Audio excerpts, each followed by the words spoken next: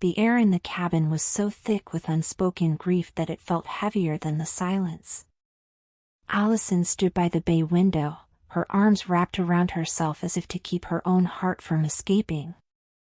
For weeks, she had been rehearsing this moment, polishing the words into a quiet, firm request. A breakup.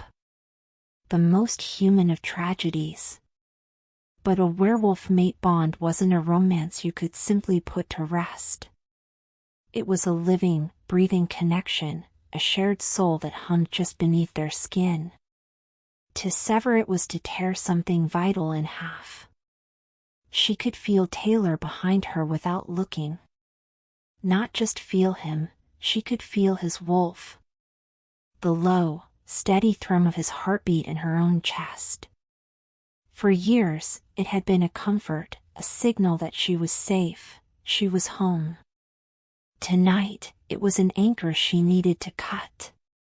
He spoke, and his voice was a low growl of a question, a dangerous sound. Say it, Allison. She turned, finally meeting his eyes. His irises were a molten gold, a sure sign his wolf was coiled just beneath the surface, confused and angry. She was about to deliver an emotional gut punch to a man who could, in a split second, turn into a force of nature. This was the stupidest, most heartbreaking thing she had ever done.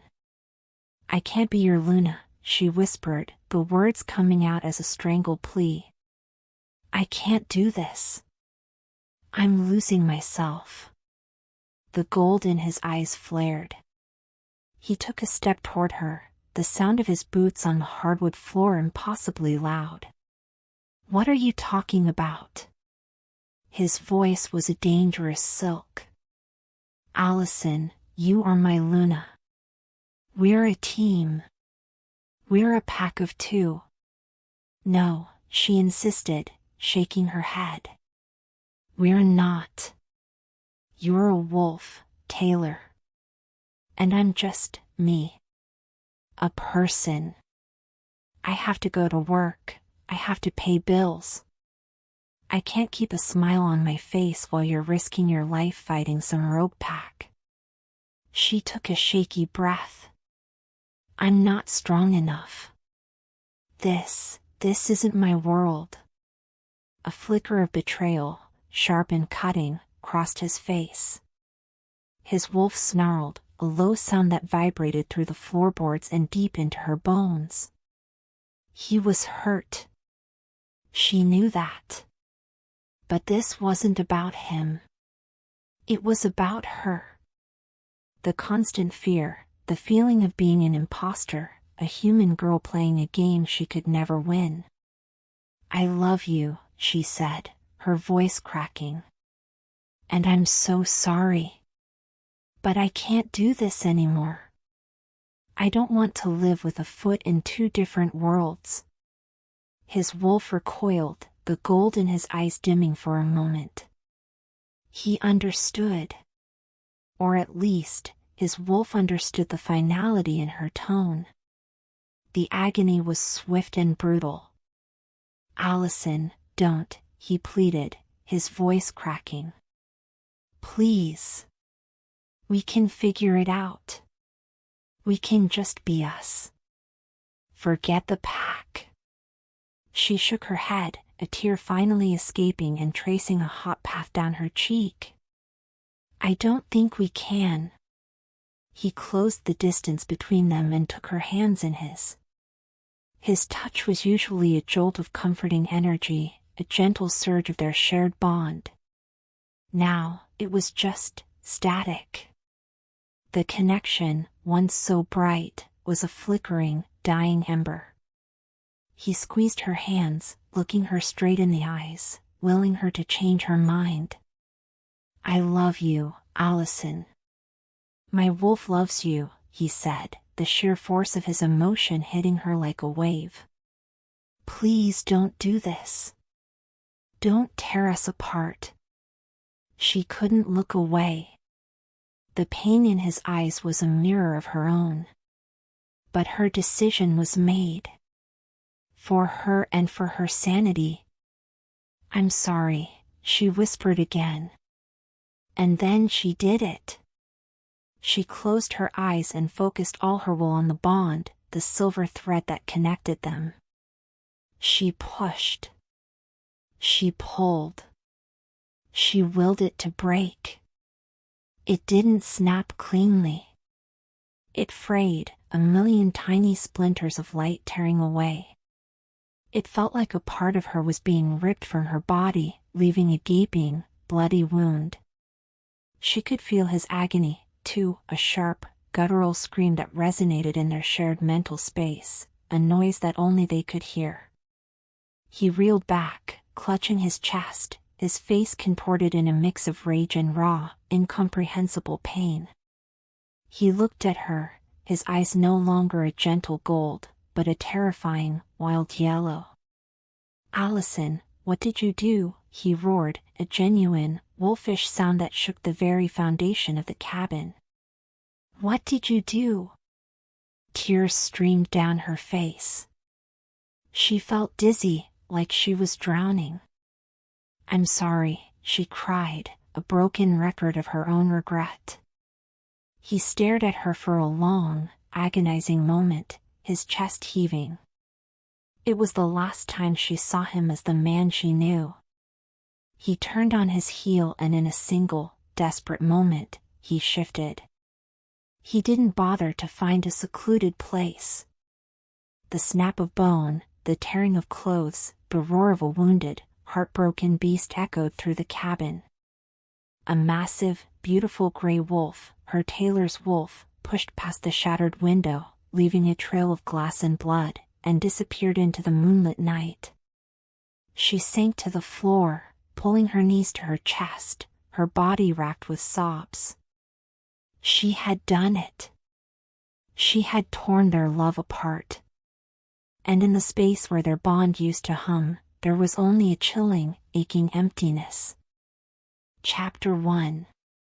3 months and 2 weeks after the wolf-sized hole was left in the cabin wall, Allison was in a car with Taylor, staring at the exact same road. The silence between them was an old friend, but not the good kind. It was the kind you pretend isn't there, the kind that sits in the back of a car ride and hums with every unspoken word. They were on the way to the very cabin where their hearts, and a window pane, had shattered. The reason? Their annual friends' trip, the one tradition they couldn't back out of without raising 1,000 questions they weren't prepared to answer. Allison risked a glance at Taylor, who had his jaw set and his eyes fixed on the winding asphalt ahead. She remembered a time when he'd tap his fingers on the steering wheel in time with her heartbeat, a rhythmic, shared pulse. Now, his hands were still, his shoulders rigid. His scent, the familiar mixture of pine and something uniquely his, was a ghost in the small space, the memory of a home she no longer had. She felt a familiar knot tighten in her stomach. This was going to be a long week. The friends were already there. They'd planned to meet up to drive together, but Taylor, in a rare act of communication, had insisted they ride alone. Less chance of having to pretend on the road, he texted, a line so direct it had made her stomach clench.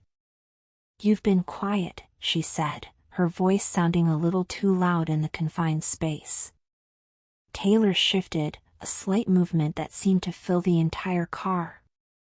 "Just thinking about the plan," he said, his tone flat. The plan was their ridiculously complex set of rules for the week. Rule number 1, don't get caught. Rule number 2, behave like a couple in a healthy, happy relationship, not two emotionally constipated exes. Rule number 3, when in doubt, a short, scripted compliment will suffice. "Right," she said, nodding to herself. "The plan. Any updates?" He let out a short, humorless puff of air. "Yeah. I saw on the group chat that we got the room with one bed." He didn't look at her, but the unspoken challenge hung in the air. Allison felt her cheeks grow warm. The one bed was the ultimate human test of a relationship's strength. For them, it was an emotional grenade. "Of course we did," she muttered. "Do we need to get one of those sleeping bags? I can sleep on the floor." "Absolutely not," he said, his voice dropping to a low growl. "A sleeping bag on the floor is the international sign of a relationship on the rocks. We're in love, remember? We'll share. Just a lot of space in between." Allison sighed, defeated. The fake intimacy was going to be the death of her. Right. Space. Got it. "Do we need to hold hands?" "I feel like we should hold hands." He shot her a quick, searing look that was all wolf and no human. "Don't be ridiculous, Allison." The cabin appeared suddenly through a break in the trees, a rustic, two-story structure nestled in a clearing. It looked exactly the same, with its wraparound porch and the stone fireplace that they used to curl up in front of after their night runs. The memory was a physical ache. Chloe, their designated emotional support human, was on the porch, waving frantically. Beside her, her husband, Mark, smiled and waved calmly. Liam and Maya, the other werewolf couple in their friend group, were already running towards them. Liam, a beta with a grin a mile wide, and Maya, a sweet, empathic wolf who was a fierce, protective friend. They were the epitome of what Allison and Taylor used to be, a perfect, synchronized pair, their wolves a quiet, humming presence around them.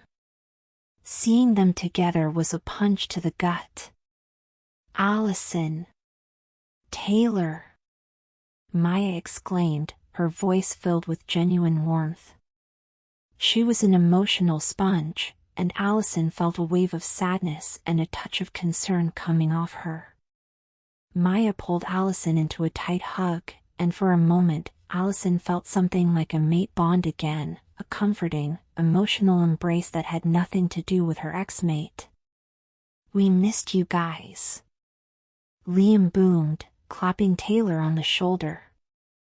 "We were starting to think you weren't going to make it." Taylor managed a small, strained smile. "Wouldn't miss it," he said, the lie sounding like a foreign language on his lips. The group led them inside, where the scent of baking cookies and a crackling fire filled the air. For a fleeting second, it felt normal. Then Chloe pointed to a pile of luggage in a corner. "We already put your stuff in the master bedroom," she chirped. "You guys get the big bed." Allison and Taylor exchanged a quick, horrified glance. The master bedroom. The one with a single bed and a large, clawfoot tub that they used to share. Of course. The universe was playing a joke on them, a sick, twisted version of a romantic comedy. "Oh, thanks, Chloe," Allison said, forcing a smile that felt tight on her face. "That's so thoughtful."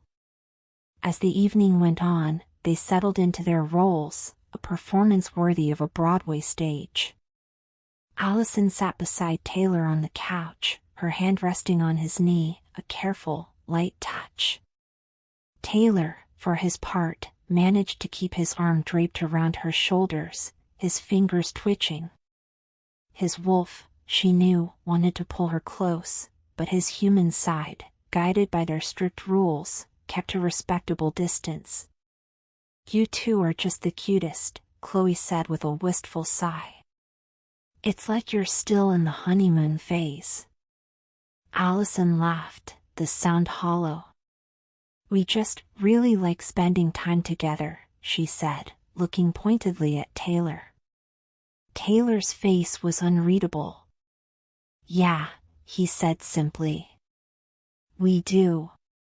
He said nothing more, but his wolf sent a wave of frustration through the broken link, a muffled, angry sound only she could feel. It was like living with a ghost. A very large, very grumpy ghost who just wanted to get his mate back. Later that night, the friends retreated to their rooms, leaving Allison and Taylor alone in the master bedroom. The silence returned, this time filled with the scent of old wood and the low hum of their wolf's shared, aching sadness. "So, the bed," Allison said, finally breaking the silence. "The bed," Taylor repeated, his voice low. "I'll take the side by the window," she said, moving to her chosen side. "You can have the side by the door." Taylor didn't move. Instead, he just stared at her. "I don't care where I sleep, Allison." "Well, I do," she snapped, a bit of her frustration bubbling over. "I don't want to wake up with your arm around me and have to have a whole conversation about it in the morning." He flinched. "You think I would do that?" "Your wolf would," she shot back, immediately regretting the words. "You know it would." He closed his eyes for a second, and when he opened them, the gold was back, just for a moment. "My wolf is not the problem, Allison. You are." The words hit her with the force of a physical blow. She didn't have a comeback. He was right. She was the one who had left. She was the one who had broken them. Without another word, she turned away, pulled on an old t-shirt, and climbed into bed, her back to him. She could feel him get in beside her. The bed sagged, and the warmth of his body, even with a foot of space between them, was a familiar comfort. But it wasn't a comfort she was allowed to have anymore. She lay awake for a long time, listening to the silence, to the lonely howl of his wolf in her mind, and she wondered how they were going to survive the next 6 days of this lie. Chapter 2. The morning sun streamed through the bedroom window, casting a warm, golden light on the makeshift demilitarized zone that was the queen-sized bed.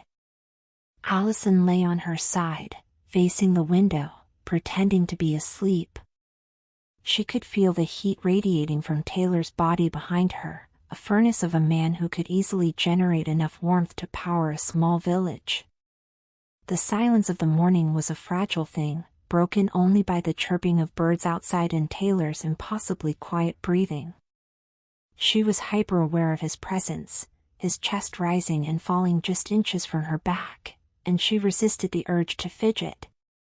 This was it, the first full day of their 7-day performance. Suddenly, she heard a muffled groan from behind her. "Allison," Taylor muttered, his voice thick with sleep. "Stop hogging the blanket." She scowled, keeping her back to him. "I'm not hogging it. You're just a blanket monster. You always have been." "I am not a blanket monster. My wolf just likes to be cozy." "Your wolf is an enormous, fur-covered drama queen," she shot back, a familiar, easy banter flowing between them despite their Cold War. It was so natural, so perfectly them, that it almost hurt. "Breakfast." Chloe's cheerful voice called from downstairs, followed by the clatter of pans. "Come on, lovebirds." Allison and Taylor froze. The performance was starting. They both sat up at the same time, the bed groaning in protest. Taylor ran a hand through his perpetually messy dark hair, a small act of grooming that made her chest ache with a sudden, unwanted wave of affection. She quickly busied herself, tugging on a pair of leggings and a sweatshirt. "Okay," she said, turning to him. "Remember the plan. We're in love. We're cute. We're happy." Taylor looked at her, and his eyes were dark with a sadness that had nothing to do with their performance. Happy, right? He took a deep breath, and the low hum of his wolf settled back down, like a restless beast being caged. Let's get this show on the road. Breakfast was a chaotic, beautiful mess of laughter, pancakes, and too much coffee. Chloe, ever the hostess, was a whirlwind of energy, flitting between the stove and the table with a spatula. Mark, her husband, a quiet, grounded human, was expertly flipping pancakes, a look of calm concentration on his face.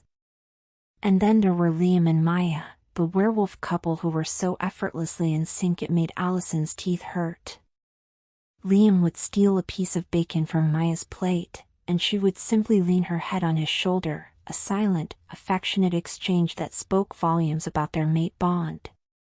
Allison felt a wave of inadequacy wash over her. It was so easy for them.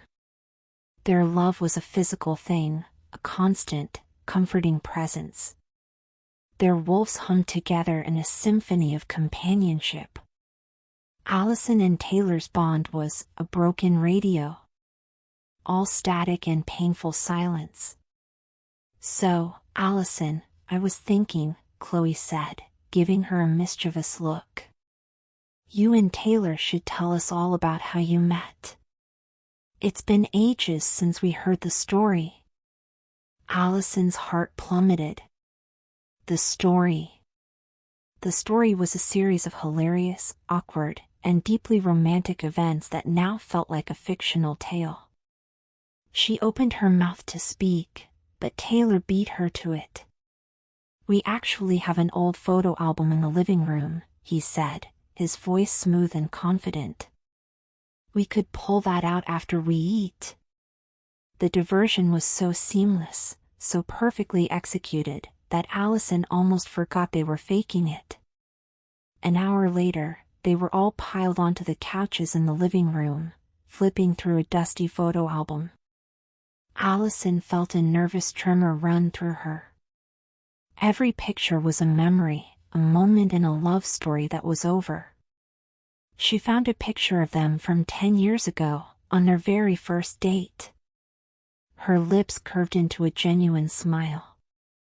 10 years ago. The lights of the city twinkled below them, a blanket of a million tiny, human stars. Taylor had taken her to a viewpoint on the top of a hill, a place where the scent of 100 different emotions, joy, fear, love, mingled with the cool night air. Taylor's face was a mixture of boyish nerves and pure, unadulterated excitement. He was a new alpha, freshly handed the reins of his pack, but right now, he was just a goofy guy on a date. So, he said, stuffing his hands in his pockets. This is where I come to think. And to howl. He offered a shy, awkward smile, and Allison's heart fluttered. She'd known about him being a werewolf from a mutual friend, but she'd never met one so normal. He was wearing a ridiculously oversized flannel shirt, and his hair was a mess. You howl? She asked, a giggle escaping her. She was a city girl, a human who spent her time in coffee shops and libraries. The idea of howling at the moon was so wonderfully foreign, so absurdly romantic. He blushed, the color rising on his cheeks in the moonlight. Yeah. My wolf gets restless. It's like a song only he knows. A feeling only he can understand. He looked at her, his expression turning serious. It's kind of a big deal. For us, I mean. It's how we find our mates. Allison's heart hammered against her ribs. She was just a human. He couldn't be thinking. Then, he did something so adorably awkward that it made her fall for him instantly. He cleared his throat and gestured to a large rock on the edge of the viewpoint. So, do you want to, sit down? My wolf thinks you're pretty, and he's having a hard time standing still. She laughed, a full, unrestrained sound. Your wolf thinks I'm pretty? Yeah, he said, and his golden eyes, normally a dark brown, seemed to glow in the moonlight. And so do I. The memory washed over Allison, and her smile became a little less forced. She looked at Taylor, who was staring at the photo with a faraway expression, as if he too was lost in the memory. "Aw, look at you too," Chloe cooed, her eyes welling up with tears. "You were just babies. And Taylor, you looked so nervous." Taylor flinched. "I wasn't nervous," he grumbled, taking the album from her. "My wolf just wasn't a fan of public transportation." The friends laughed, but Maya, with her sensitive wolf nature, felt the quiet sadness in his words. She gave Allison a questioning look, a silent message that said, "Are you two really okay?" Allison just gave her a small, tight smile and turned away, pretending to be absorbed in the pictures. The day stretched on, a long, careful dance of a lie. Every time a friend asked them to do something together, they would overperform their affection. They went on a walk through the woods, holding hands. Taylor's touch was warm and steady, but his fingers were rigid, a far cry from the easy, gentle squeeze he used to give her. "Allison, is your hand cold?" he'd ask, his voice a perfect impression of a loving partner. "No, Taylor," she'd reply, her voice equally sweet and false. "It's fine." Inside, she was thinking, "Let go of my hand, you're making it weird." And he, she knew, was thinking, "Just keep holding on, you're going to blow our cover." Later, while helping Mark set up the grill, Taylor had a moment to himself. He let his wolf out just a little, a quick, silent stretch in his mind. "She doesn't want to be here, she doesn't want to be with you," his wolf grumbled, a low, frustrated sound. "Just let her go." "This is stupid. We have to do this," Taylor sent back, a firm command. "For them." "For them? Or for you?" The wolf countered, a piercing thought that made him flinch. The lie was wearing them both down, each moment a subtle erosion of their defenses. By the end of the day, after a dinner filled with more performative affection and strained smiles, they retreated to their room. They were exhausted, not from the activities, but from the emotional labor of pretending to be what they no longer were. Allison closed the door behind them, the sound of finality. They were alone. No friends, no expectations. Just a room, a bed, and the aching silence that was their new normal. She took a deep breath, and the familiar scent of Taylor and the faintest echo of their broken bond hit her all at once. It was a kind of torture. "Well," she said, her voice flat. "Day 1 down. Only 6 more to go." Taylor didn't respond. He just stood there, staring at the bed. The silence stretched between them, thick and heavy. Allison looked at him, and she could see the pain in his eyes. It was not a performance. It was real. And in that moment, she realized that their greatest fear wasn't getting caught. It was the possibility of falling in love with each other all over again, and having to face the pain of their broken past a second time. Chapter 3. The morning began with a gentle, non-threatening tap on their bedroom door. "Rise and shine, lovebirds. We're doing a couples cooking competition." Chloe's cheerful voice chirped from the hallway. Allison and Taylor exchanged a silent, weary glance. A cooking competition. A team-based activity. A recipe for disaster. The moment Chloe's footsteps faded, Allison let out a quiet, desperate sigh. She's trying to help us reconnect, isn't she? Obviously, Taylor muttered, pulling a shirt over his head. This is the human version of a forced bonding ritual.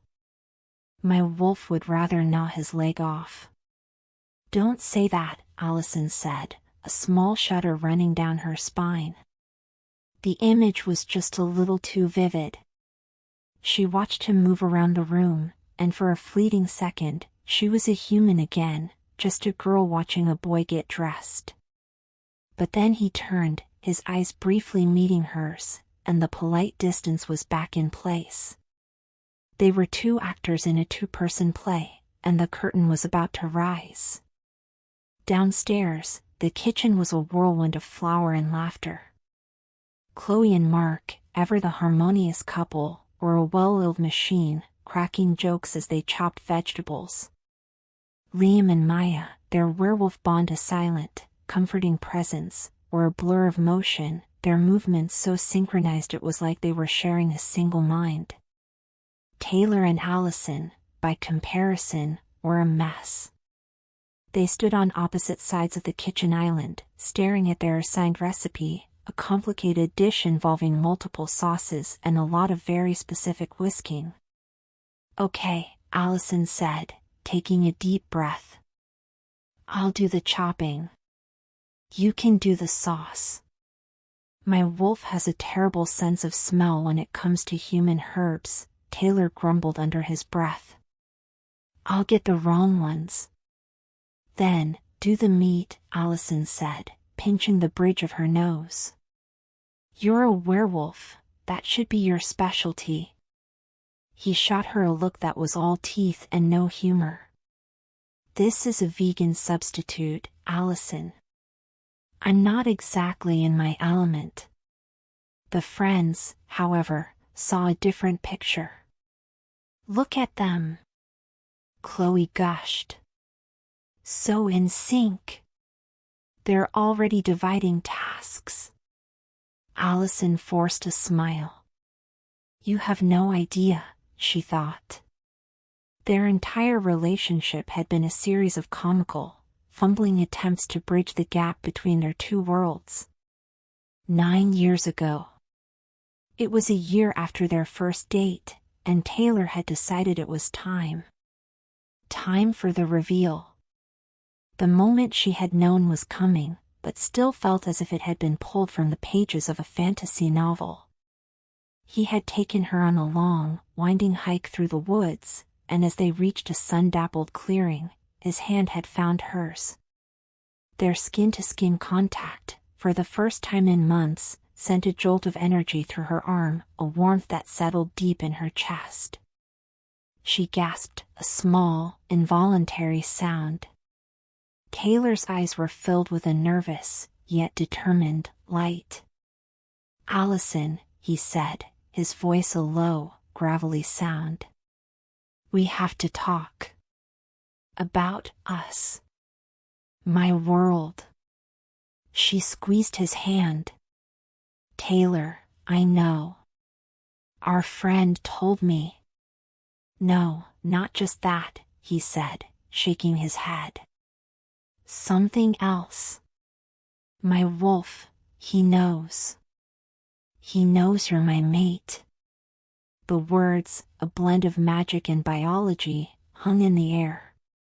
Allison's heart hammered against her ribs. She was a human. He was a werewolf. This was supposed to be a metaphor. Mate, she asked, her voice a whisper. He took a step closer, his eyes a brilliant, shining gold. My wolf knew the moment I saw you. It's a soul connection.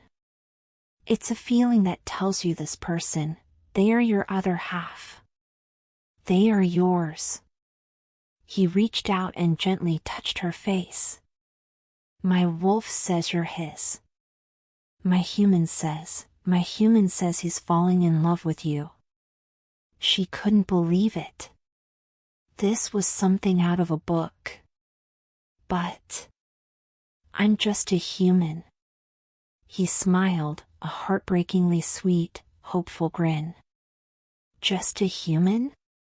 No. You're everything. And my wolf, he gets so happy when you're around. And then, as if to prove a point, his wolf made a hilarious, slightly embarrassing interjection. A small, involuntary yip-like sound escaped his throat. It was the sound of a very happy puppy. Taylor's face turned bright red with mortification. My bad, he muttered. That was him. My wolf. Allison laughed, the sound bubbling up from deep inside her. You sound like a tiny, happy dog. Taylor grumbled, but he was grinning now too. He's a very big, very proud wolf. He's just happy to finally meet you. And in that moment, she believed it. She believed in fated mates and soul bonds and the crazy, impossible love of a werewolf and a human.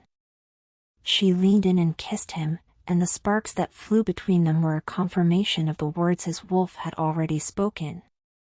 The flashback ended, and Allison was brought back to the present with the smell of something burning. She looked down at their vegan meat patties, which were now a charred mess. Taylor was scowling at the pan, his human face set in a look of frustration, but his eyes, just for a moment, were alight with a familiar, dangerous glint. I told you, he grumbled. My senses are designed for hunting real animals, not for judging the precise doneness of a fake patty.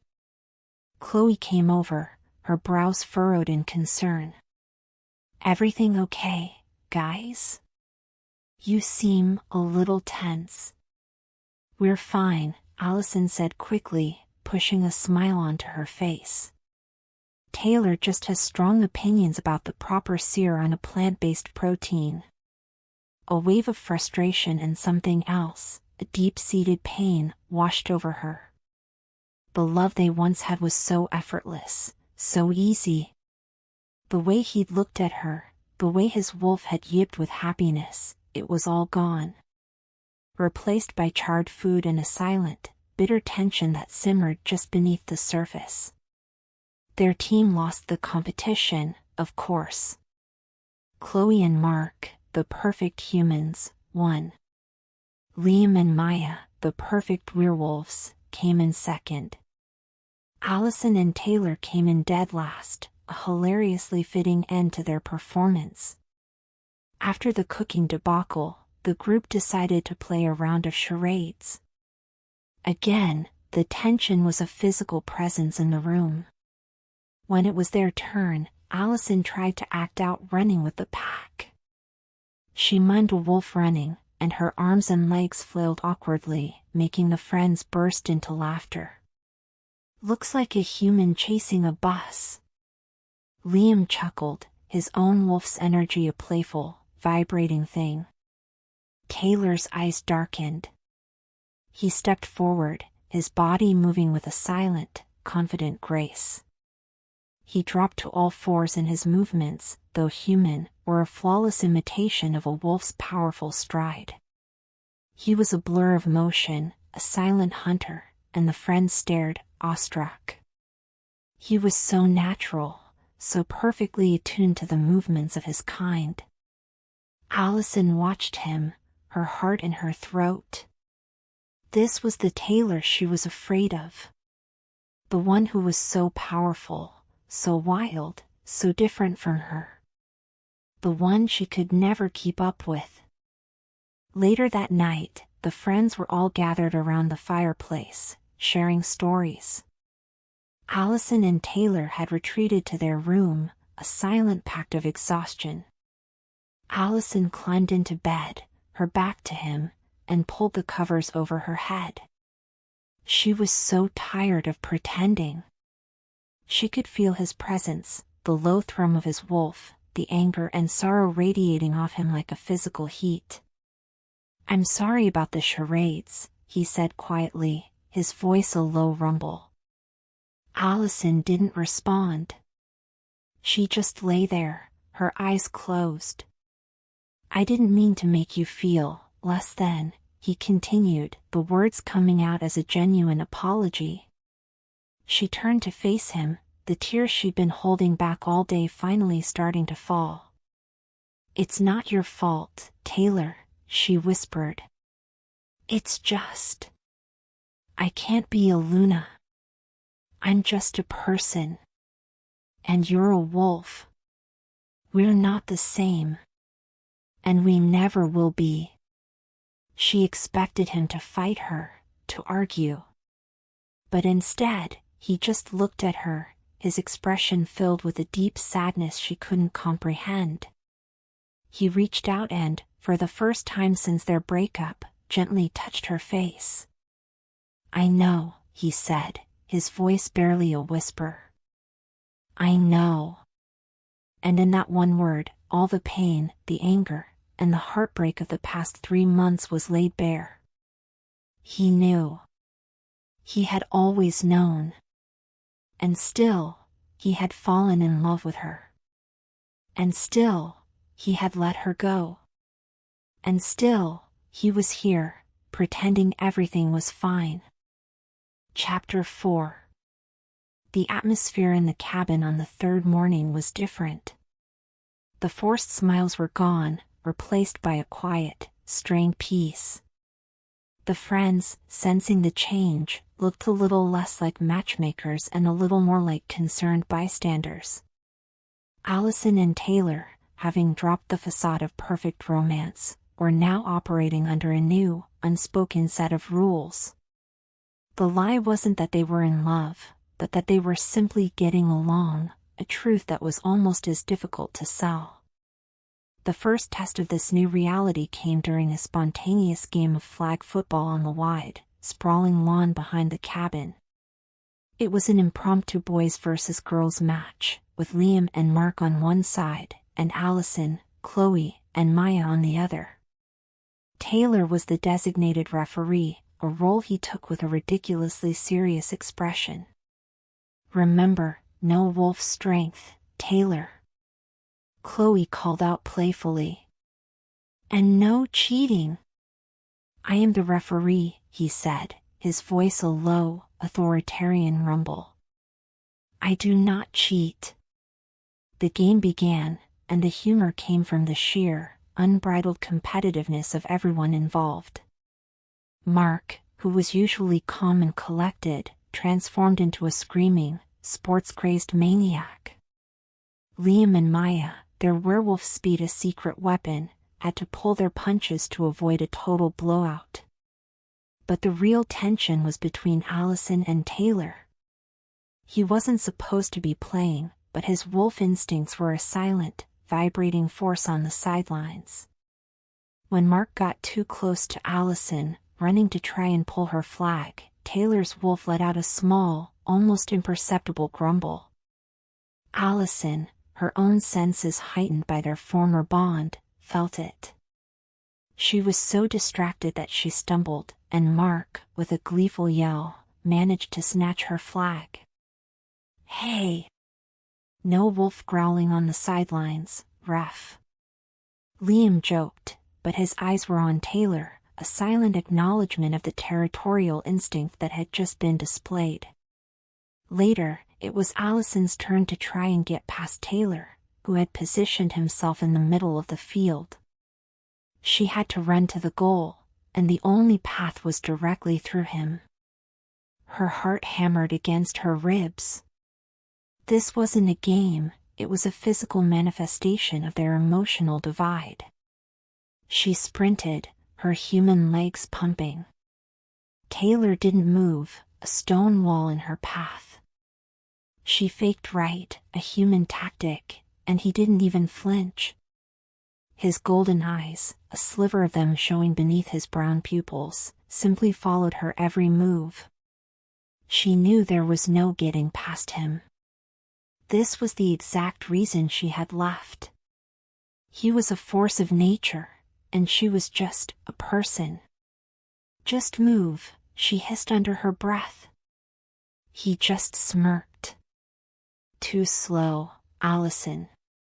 In a moment of frustration, she did something she knew she shouldn't have. She tapped into the broken mate bond, sending a quick, sharp burst of frustration down the severed link. Taylor's face tightened in surprise, and for a split second, he broke his concentration. That was all she needed. She dodged around him and ran for the goal, a triumphant grin on her face. "Score," she yelled, holding up the flag. The friends cheered, but Taylor's eyes, when she looked at him, were filled with a confusing mix of anger and something she couldn't quite decipher. A challenge? A warning? She didn't know. 1 year ago, Allison was on a phone call with her best friend, Melissa, trying to explain the latest pack meeting. She had just found out that Taylor had been in a minor altercation with a rival pack, and he had come back with a gash on his arm. He had laughed it off, but Allison had spent the entire night staring at the healed wound, her stomach in knots. "He says it's fine," Allison said, her voice tight with worry. "But what if it wasn't? What if it was worse?" Melissa, a human, was silent for a moment. "Allison, you have to talk to him. This is your life now." Allison sighed, running a hand through her hair. I know. But he doesn't get it. He doesn't understand what it's like to be on the sidelines. To feel completely helpless. The feeling of helplessness was becoming a constant presence in her life. She loved Taylor more than anything. But his world was filled with violence and secrets and dangers she couldn't comprehend. He had taken her to a pack meeting once, and she felt like a tourist at a war council.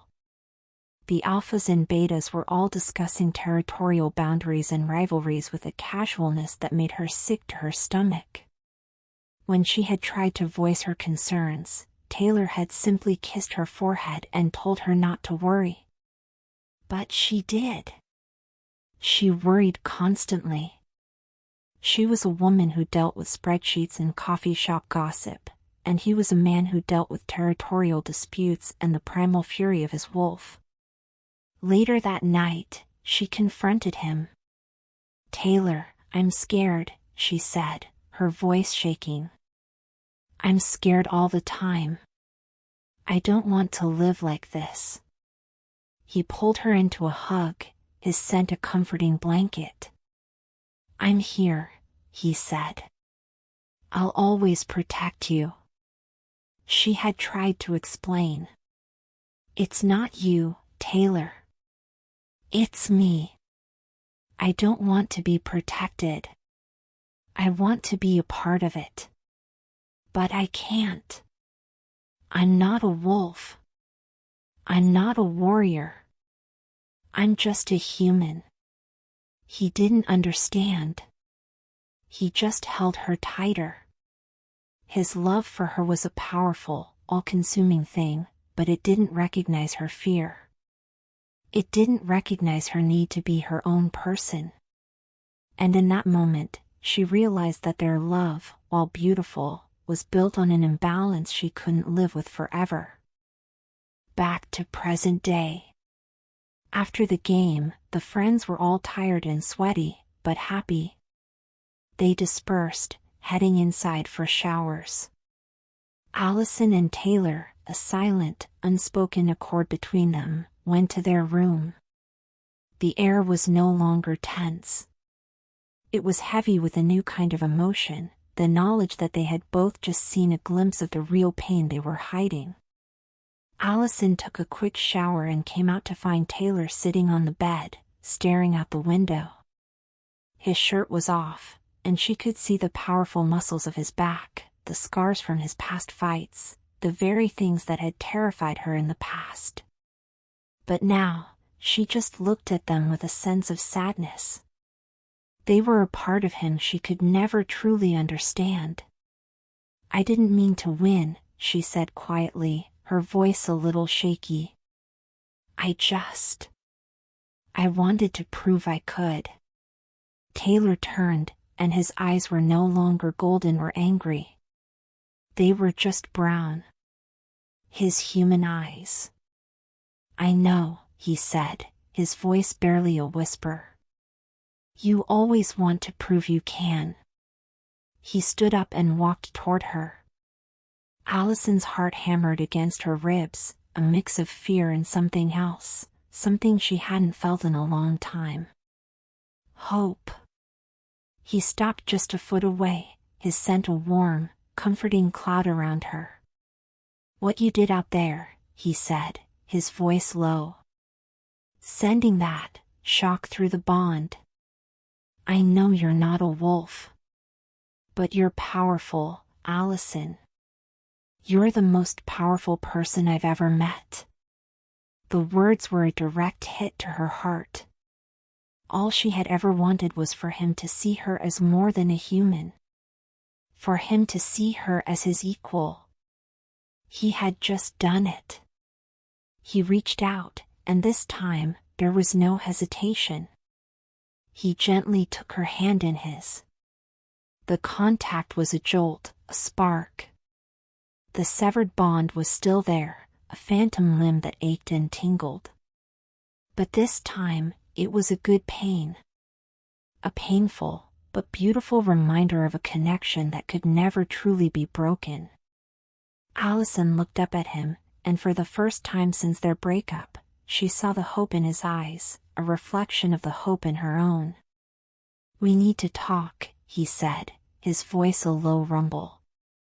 For real this time. No more lies.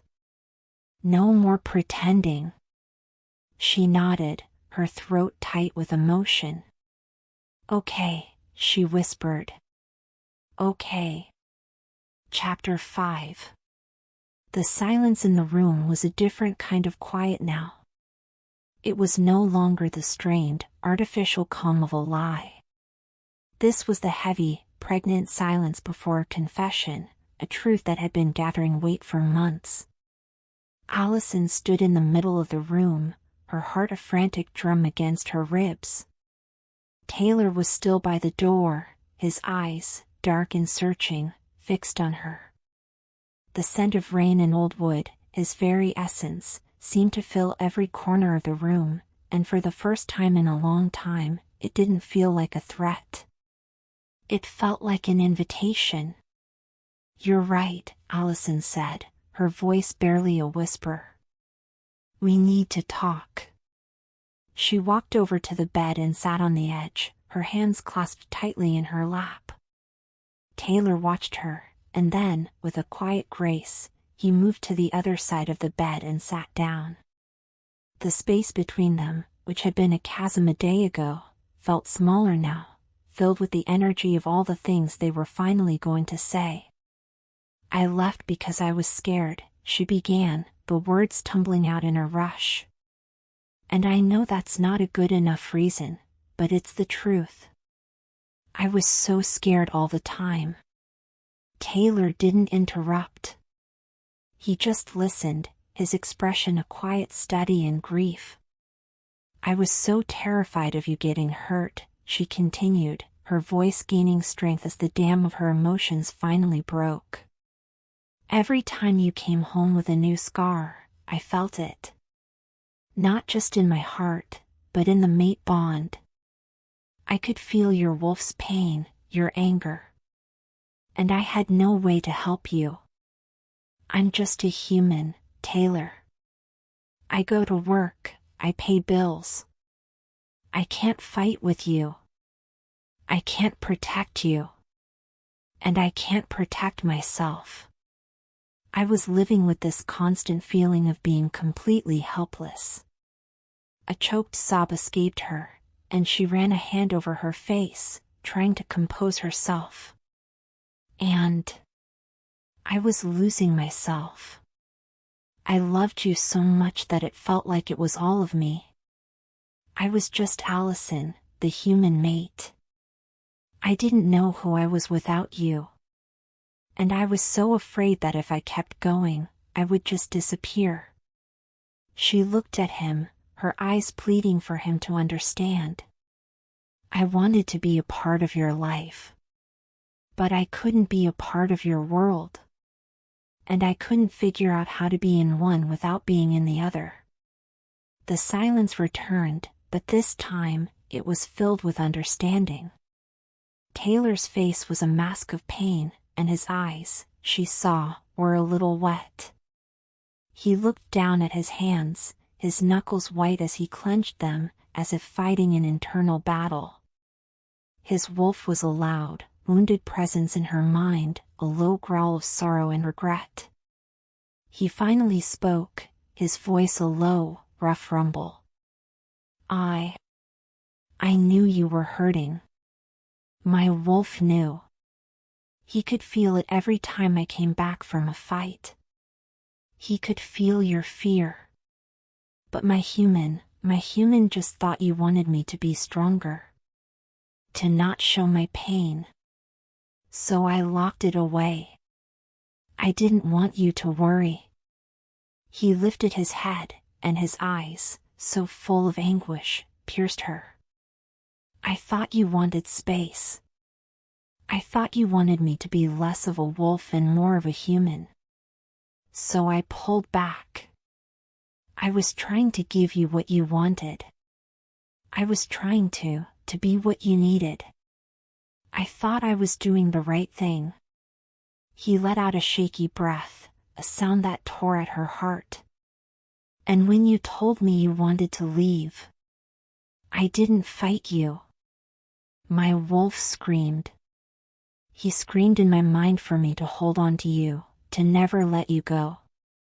But my human saw the fear in your eyes, and I thought the only way to save you was to set you free. He was crying now, silent tears tracing a path down his cheeks. I didn't want you to think you were a prisoner. I didn't want you to think you were trapped. I thought I was honoring your choice. I never stopped loving you, Allison. Not for a single second. He stood up and walked to the window, his back to her, and she could see his shoulders shaking. But I realized tonight, after the game, that I was still in my head. Still trying to protect you. Still not trusting you with the truth. I was so scared of losing you that I let you go. And I'm sorry. I'm so sorry. Allison was crying now too, the sobs racking her body. It was all so simple. It was all a misunderstanding. They had both been trying to protect each other, so consumed by their own fears that they couldn't see the truth.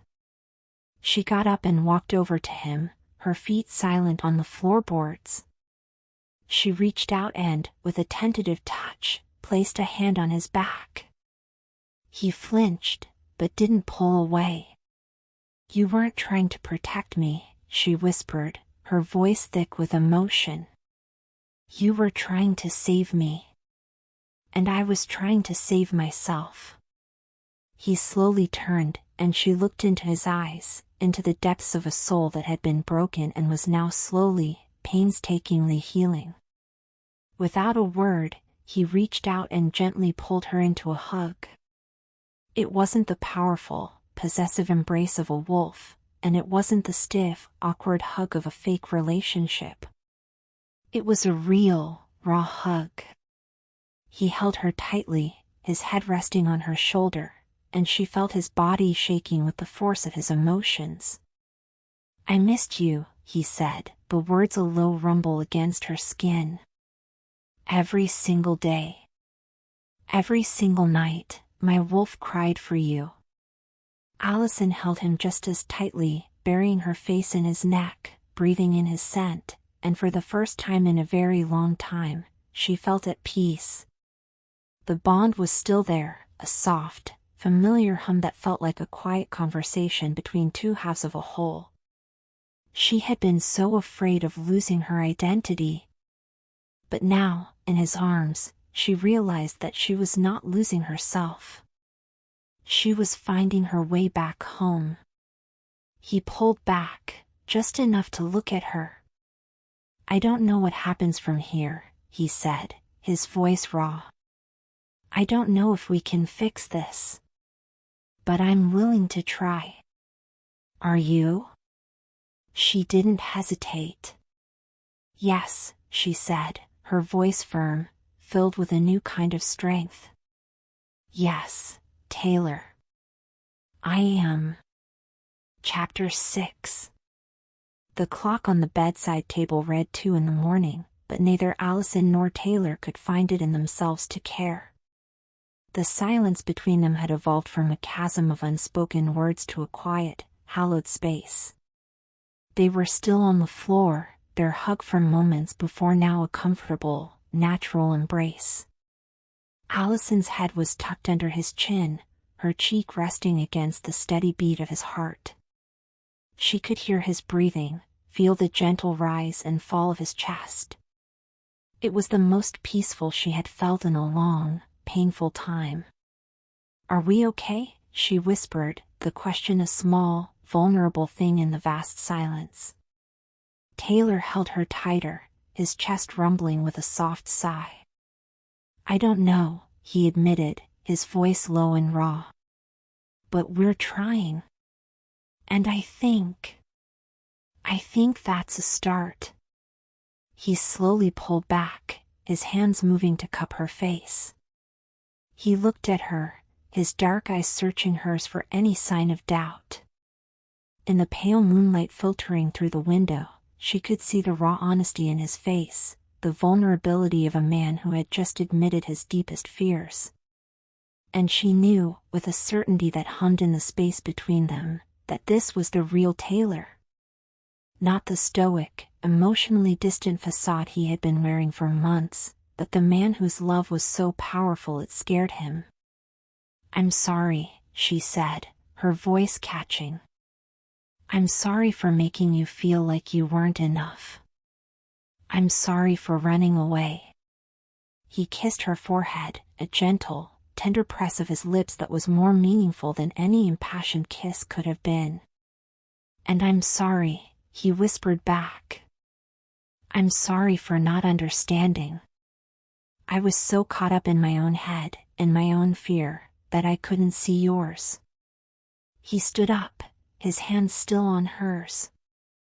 "Come on," he said softly, a question in his tone. Allison understood. It was an invitation, a second chance to get it right. She followed him to the bed, their old battlefield.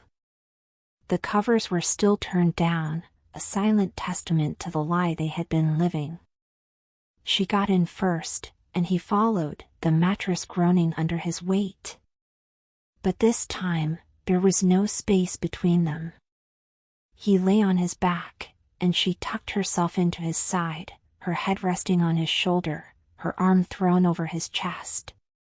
The silence was back, but now it was a blanket of comfort, a gentle reassurance. Her head was close enough to his neck that she could feel the faint thrum of his wolf, the powerful, living creature that was so much a part of him. For months, it had been a source of anxiety, a constant reminder of their insurmountable differences. Tonight, it was a low, comforting hum that lulled her into a sense of peace. She felt his arm drape over her, holding her close, a subtle, possessive act that was no longer a threat, but a promise. The broken mate bond, which had felt like a gaping, ragged wound, was now a dull, gentle ache, a reminder of the love that had never truly left. He was silent for a long time, and Allison, too, was lost in the moment, in the comfort of being in his arms again. She could feel his body slowly relaxing, the tension that had been a constant companion in him for months slowly bleeding out.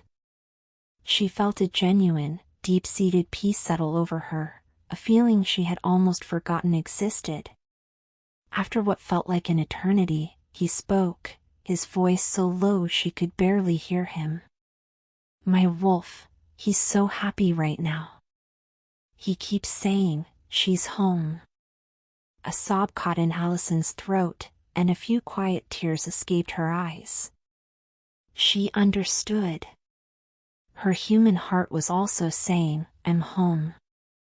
I'm home." She looked up at him, her eyes glistening. "I'm not afraid anymore," she whispered. He looked at her, and his eyes, in the pale moonlight, were no longer a dark brown, but a gentle, liquid gold. "You never needed to be," he said, his voice a quiet rumble. "You were always the strongest person I knew." He pulled her closer, his arms wrapping around her in a protective embrace that felt like a shield against the world.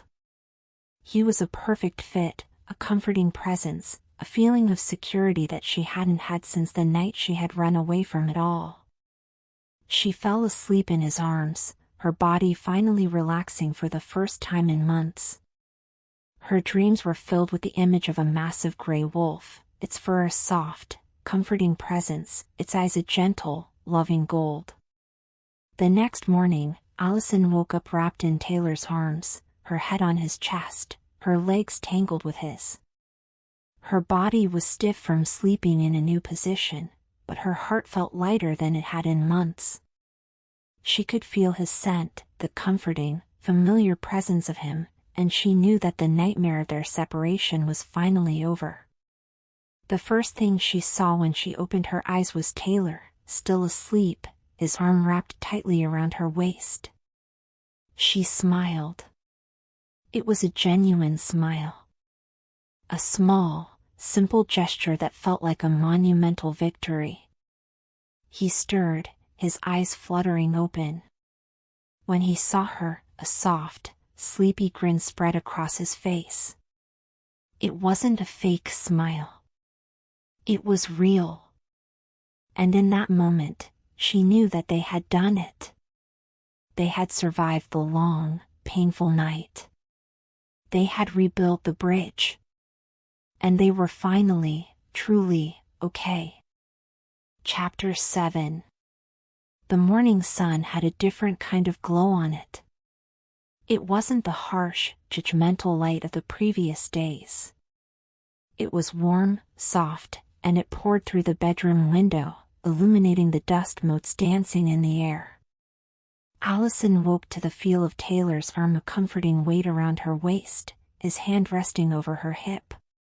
He was still asleep, his breathing a steady, low rhythm against her hair. She had never felt so safe. For months, she had been a stranger in her own body, a bundle of nerves and anxiety. But today, with him here, she felt like she had finally returned home. She lay there for a long time, just basking in the silence and the simple, profound intimacy of their shared space. The mate bond, once a source of unbearable pain, was now a quiet, low hum, a gentle reassurance that he was here, and she was here, and they were, for the first time in a long time, on the same page.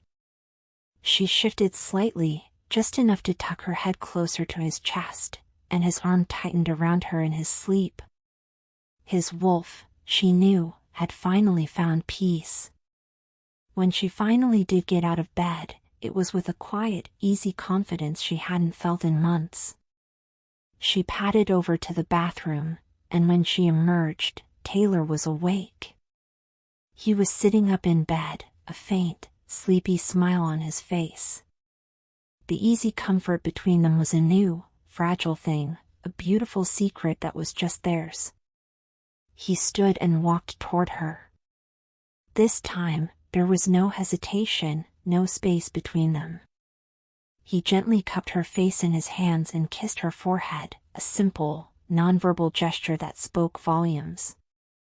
"Good morning," he said, his voice a low, sleepy rumble.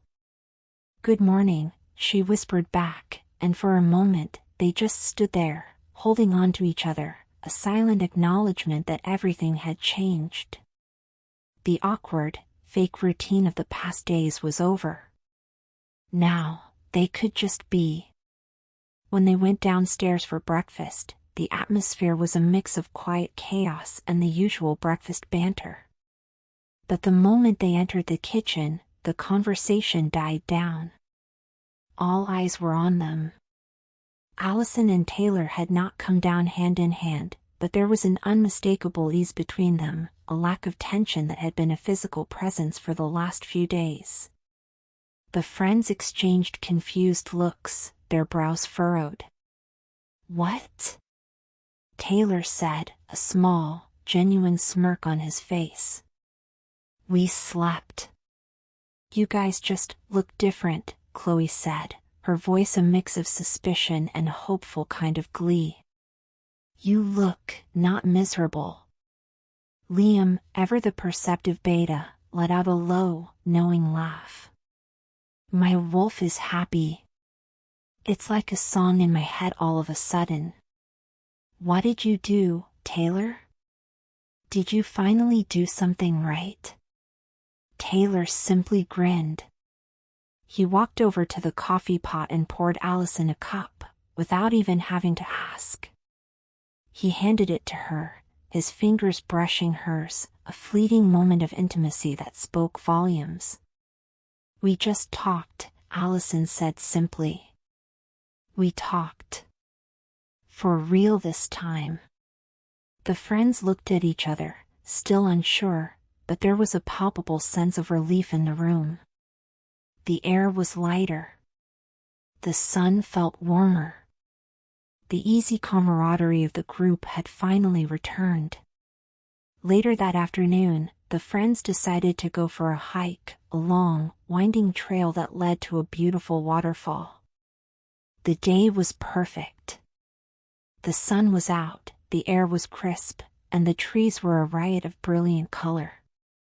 This time, Allison and Taylor didn't walk in silence. They walked together, their fingers brushing, a comfortable, natural closeness between them. "You know, I remember the first time I went on a hike with you," Allison said, a small, genuine smile on her face. Taylor chuckled, a low, warm sound. "That was a mess. You kept asking if the squirrels were from my pack." "I didn't know," she laughed, the sound bright and clear. "I didn't know you were the only one who could hear them." He pulled her closer, his voice a low rumble.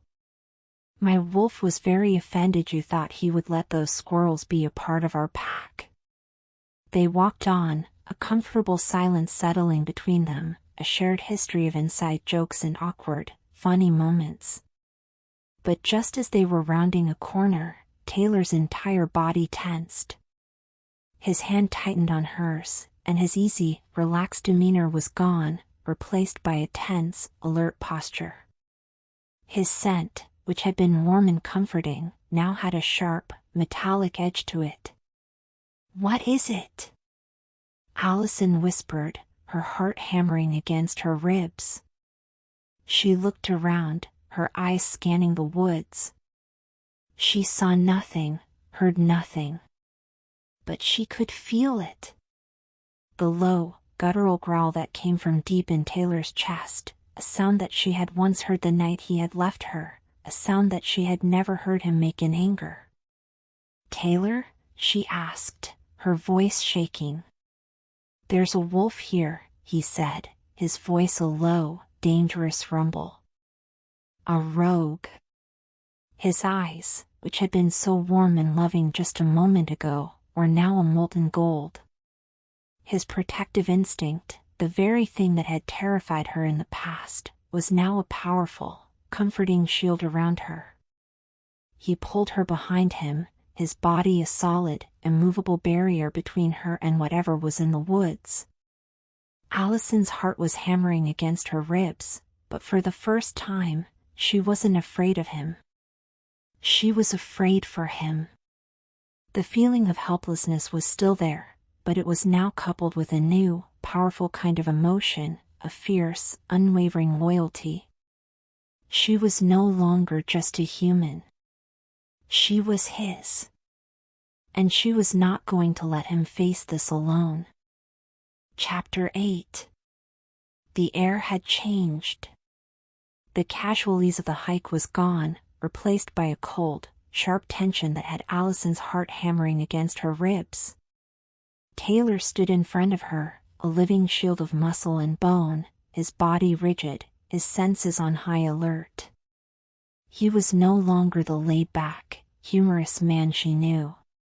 He was a beta on his territory, and a potential threat had just been detected. "Go back to the cabin," he said, his voice a low, commanding growl. He didn't turn to face her, his eyes fixed on something deep in the woods that Allison could not see. "Tell Liam and Mark to keep an eye out."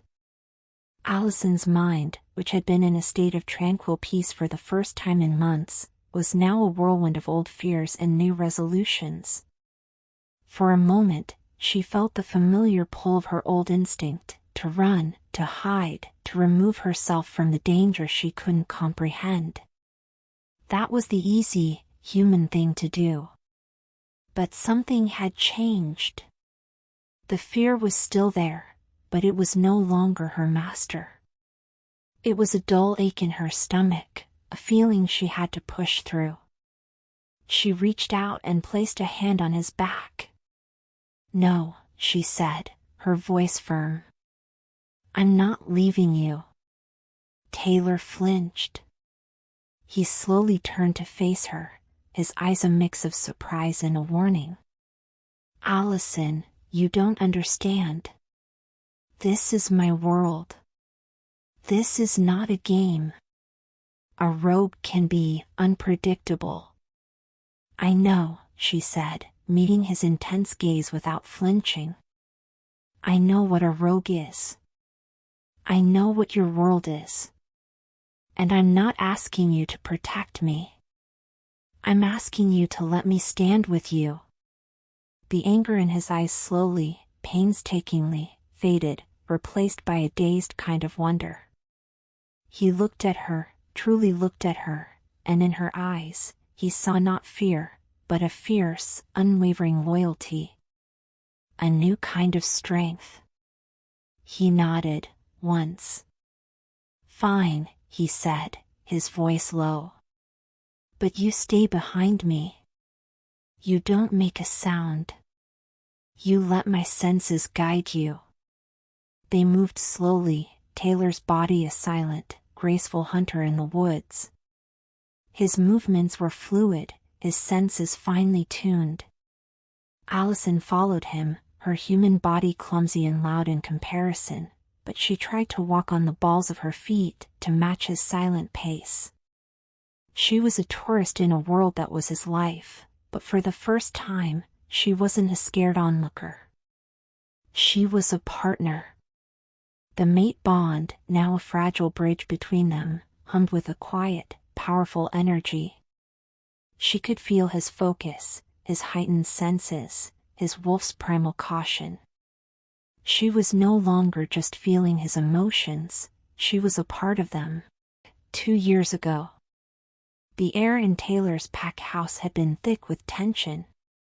A rogue had been sighted on their territory, a young, lost wolf. Taylor, then a beta, had been tasked with hunting it down. Allison had sat in their apartment, trying to read a book, but her mind was in a state of frantic worry. The mate bond, then at its peak, was a source of her terror. She could feel every emotion Taylor felt, every ounce of his adrenaline, his anticipation, his caution. It was a constant stream of information that made her stomach churn with fear. When he had finally returned, a little bruised and muddy, he had found her in their bedroom, curled up in a ball on the floor, shaking. He had rushed to her side, his eyes filled with concern. "Allison? What's wrong?" She had looked up at him, her eyes brimming with tears. "I could feel it," she had sobbed. "I could feel everything. Your fear. Your excitement. The bloodlust." She had never felt anything so raw and so primal in her life. It had terrified her. "I don't want to feel that, Taylor. I don't want to feel your violence. He had pulled her into a hug, his scent a comforting, earthy smell. I'm sorry, he had whispered. I didn't think. I'm just trying to protect my pack. But she had pushed him away. What about me? She had cried. What about me? I don't want to live with a foot in two different worlds. I can't. He hadn't understood then. He had thought her tears were a sign of her fear for him.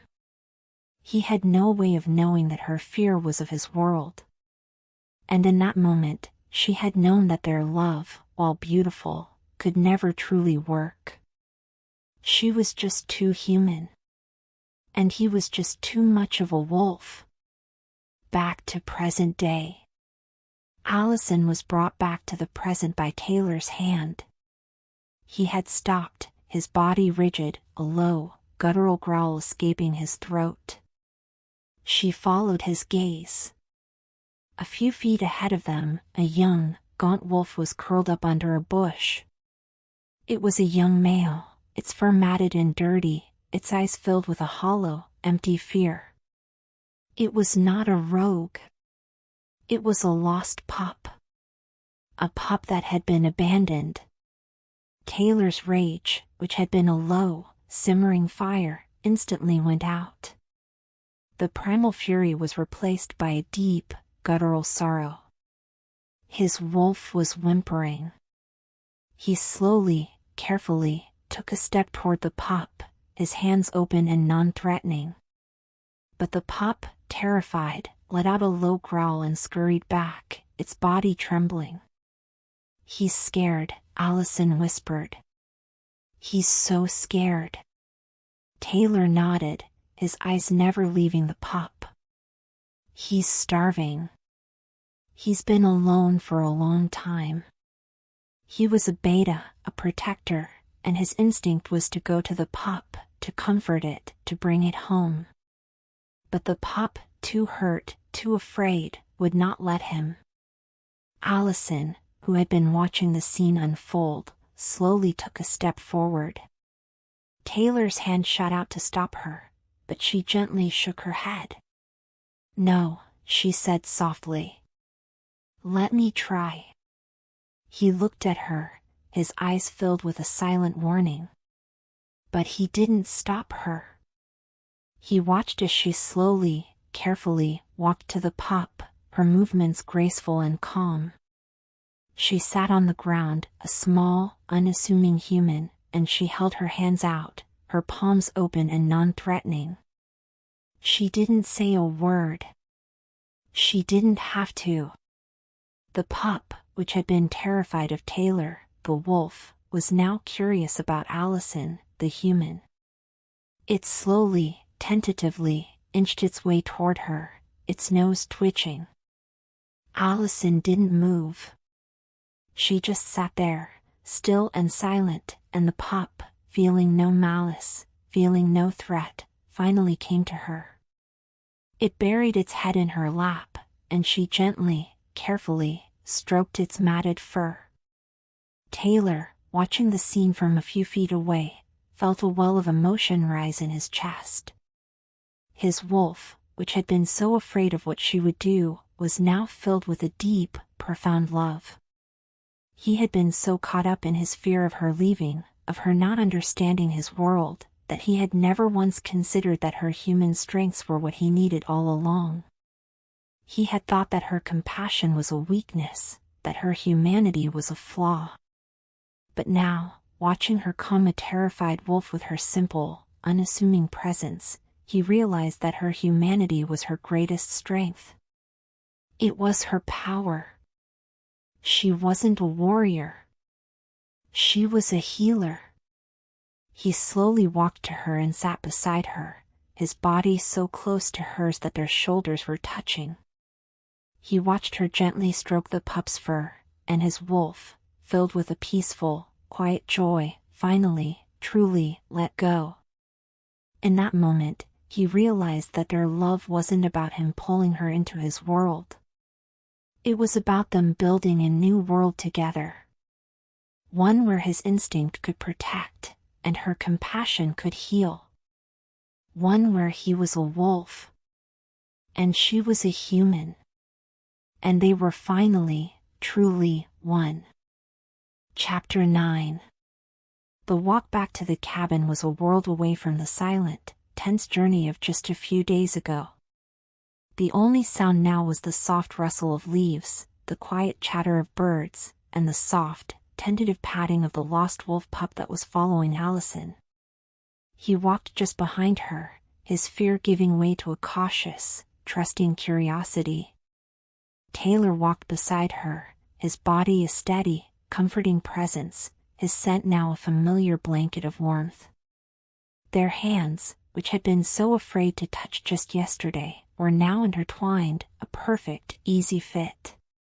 Allison looked down at the pup, its fur matted and dirty, its eyes still wide with fear, but she saw something else there too, a spark of hope. She gently squeezed Taylor's hand. "We can't just leave him here," she said softly. "I know," Taylor said, his voice a low rumble. "His family something must have happened." His wolf, she could feel, was filled with a deep, paternal sorrow, a quiet ache for a creature that had been abandoned. They walked in silence for a few more minutes, a new kind of quiet settling over them. It wasn't the silence of things left unsaid. It was the comfortable silence of two people who had just spoken their hearts and were now simply existing in the newfound peace. It was a beautiful, powerful thing. When they emerged from the trees, the cabin came into view, the lights a warm, inviting glow in the deepening twilight. The friends were on the porch, a worried look on their faces. Liam, with his sharp beta instincts, saw them first, and his shoulders, which had been hunched with worry, instantly relaxed. He said something to the others, and a wave of relief washed over their faces. But then, they saw the pup. Chloe gasped. Mark, ever the cautious human, took a step back. And Liam and Maya, their werewolf senses on high alert, simply stared, their faces a mask of confusion. "We found him," Allison said simply, as she and Taylor walked up the porch steps. She held her hand out to the pup, a small, gentle motion, and it nuzzled its head into her palm, a sign of trust that was as astonishing as it was heartwarming. The friends' questions came in a torrent. "Is it a rogue? Did you have to fight? What happened?" "He's not a rogue," Allison said, her voice firm. "He's lost. And he's starving." She looked at Taylor, her eyes silently telling him that she had this. And Taylor, in a sign of their new, unspoken agreement, simply let her take the lead. He stood beside her, his body a steady, solid presence, and she felt a quiet strength radiating from him. She knew that he had her back, and that was all she needed. "We just found him in the woods," she said. "He was scared, but he's not a threat. He just needs a little care." Chloe, ever the nurturing human, was the first one to come forward. "Oh, the poor thing," she cooed, her eyes wide with a mixture of fear and sympathy. "Can we help?" "You can," Allison said, smiling. "But it's a little complicated. He's not used to humans." "He's with you," Maya said, her voice filled with a quiet, genuine wonder. She looked at Allison with a kind of awestruck reverence. She had seen countless wolves, and she had never seen one so quickly trust a human. It was a powerful, beautiful thing. Over the next few hours, the cabin was a whirlwind of activity. The friends, completely confused but ultimately supportive, brought out blankets and bowls of water. Allison, with Taylor beside her, was a quiet leader, a calm presence in the chaos. She had an uncanny ability to soothe the pup's fear, her touch a balm to its wounded, scared soul. "I don't get it," Mark said, watching from a distance as the pup, which had been so afraid, was now curled up on a blanket near the fire, a look of profound peace on its face. "He's terrified of us, but not of Allison." Liam, his eyes fixed on Taylor, let out a low, knowing laugh. "It's her. She's a healer. It's what she does." He was a man of few words, but the look on his face said it all. He had seen the way Allison had calmed the pup, the way she had healed its fear with her simple, human touch. And he had realized, as Taylor had, that her humanity wasn't a weakness. It was a power. Later, after the pup had eaten and was finally asleep, Allison and Taylor found themselves alone again on the porch, wrapped in a blanket, staring out at the inky blackness of the night. The pup, now so trusting, was asleep just inside the cabin door, a low, contented hum coming from its small body. "You were amazing in there," Taylor said, his voice a low, gravelly rumble. He was looking at her, a look of profound love and pride on his face. "You were a force of nature." Allison smiled, a tired but genuine grin. I knew what to do." He was scared. He was alone. And I knew exactly what that felt like. Taylor squeezed her hand, a simple, powerful gesture. "I was so wrong about you," he said, his voice filled with regret. "I thought that your humanity was a weakness. But it's not. It's your greatest strength." She leaned her head on his shoulder, his familiar scent a comforting cloud around her. "I was wrong too," she whispered. "I thought that your wolf was something I should be afraid of. But he's not. He's a part of you. And I love him just as much as I love you." The moment was perfect. But the reality of their situation was still there, hanging in the air, a silent, unspoken question. What were they going to do with the pup? They couldn't just leave it. They couldn't just take it back with them. It was a problem that needed a solution, a problem that had to be faced together. Taylor broke the silence. "We need to do something," he said, his voice serious. "About the pup. We can't just leave him." Allison nodded, a quiet understanding passing between them. "I know," she said, her voice firm. "But this time, we'll figure it out together." He pulled her closer, his arms wrapping around her in a protective embrace. He kissed the top of her head, and in that moment, she felt a profound sense of peace. They had done it. They had rebuilt their love. But their journey was not over. It was just beginning. And this time, she was not afraid. She was ready. Chapter 10. The morning light filtering through the curtains of the master bedroom felt different. It was soft, gentle, and it illuminated a scene that just a few days ago would have seemed impossible. Allison woke up tucked against Taylor's side, his arm a secure weight around her waist. Her head was nestled on his shoulder, and her arm was draped across his chest. She could feel his steady, rhythmic heartbeat against her cheek. The mate bond, which had once been a source of unbearable pain, was now a quiet, comforting hum, a constant reassurance that she was home. She lay there for a long time, just basking in the peace. The silence was not the strained, awkward kind of the past. It was a comfortable, easy silence, filled with the simple, profound intimacy of their shared space. She moved slightly, just enough to nuzzle her head closer to his neck, and a low, soft chuckle rumbled in his chest. "Morning," he murmured, his voice thick with sleep. "Morning," she whispered back, her voice full of a soft, quiet joy. He held her tighter, his scent a warm, earthy comfort around her. He was no longer the aloof, emotionally distant man she had left. He was warm, open, and for the first time in a long time, he felt truly happy. He kissed the top of her head, a simple gesture that spoke volumes about the unspoken truth between them.